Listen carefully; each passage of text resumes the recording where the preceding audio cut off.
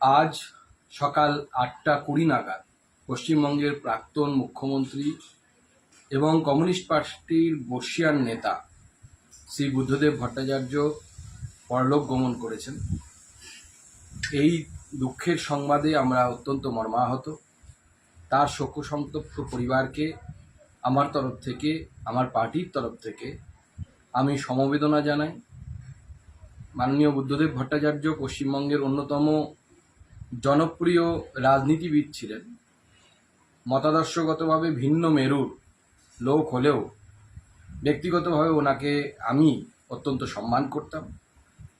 তার ঈশ্বরের কাছে প্রার্থনা করি তার আত্মার সদ্গতি হোক এবং তার পরিবারকে এই দুঃখের সময়ে, এই কষ্টের সময়ে ঈশ্বর যেন শক্তি প্রদান করে এবং পরিবারের প্রতি আমি আবার আমার সমবেদনা জানাই।